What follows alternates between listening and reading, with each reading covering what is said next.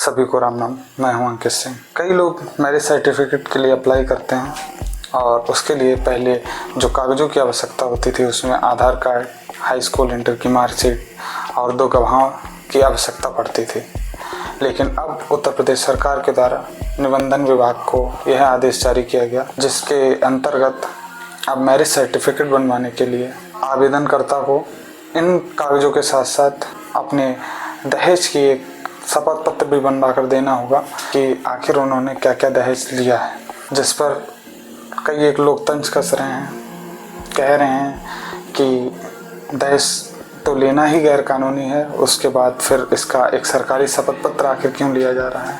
तो हज़ारों से तलाक के केस, दहेज प्रथा के केस अदालत में पेंडिंग में पड़े हुए हैं, उनका कोई निवारण करने वाला तक ठीक से नहीं है जिसकी संपूर्ण जानकारी उपस्थित हो कि आखिर व्यक्ति को क्या मिला है क्या नहीं, और जब उससे वापस लेने की बारी होती है तब व्यक्ति के ऊपर क्या क्या लिखा दिया जाता है दहेज के लिए। इसकी रोकथाम के लिए सरकार ने यह कदम उठाया। इसके अंतर्गत सरकार को दहेज का ब्यौरा पहले से ही उनके पास उपलब्ध होगा और उसके बाद ही यह शपथ पत्र बनने के बाद ही मैरिज सर्टिफिकेट जारी होगा। आखिर मैरिज सर्टिफिकेट की कहाँ कहाँ आवश्यकता पड़ती है, इस पर भी थोड़ा प्रकाश डालते हैं। मैरिज सर्टिफिकेट की आवश्यकता शादी के बाद जॉइंट खाता खुलाने के लिए आवश्यक होगा।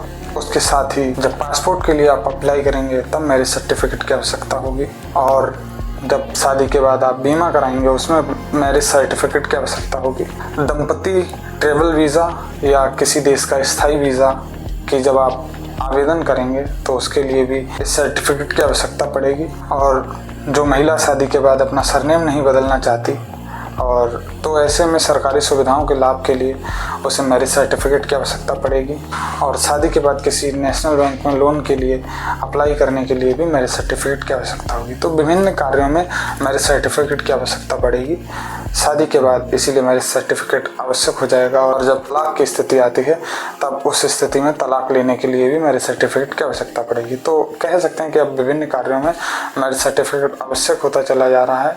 इसको लेकर कई एक लोग अपनी अपनी टिप्पणियां सोशल प्लेटफॉर्म पर कर रहे हैं।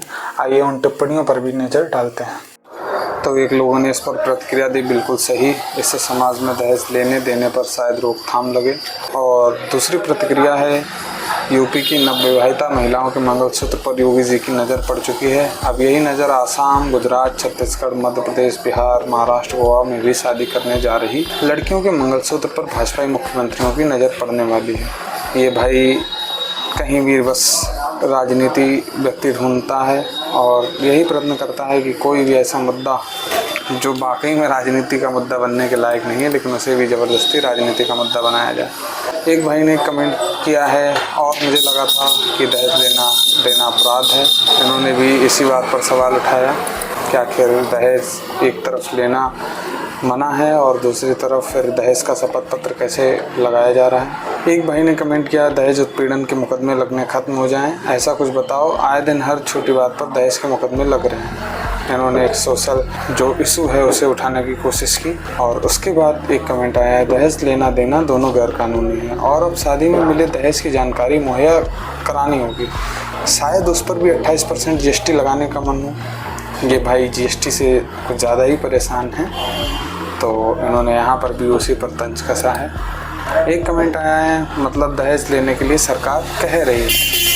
भाई ने एक हंसी भरा कमेंट दिया है। और उसके बाद एक कमेंट है, तुम लोग इतने कानून बना दो कि ब्याह करना ही मुश्किल हो जाए। फिर मिलेंगे किसी नए टॉपिक के साथ, तब तक के लिए नमस्कार। अपना कीमती समय देने के लिए बहुत बहुत धन्यवाद।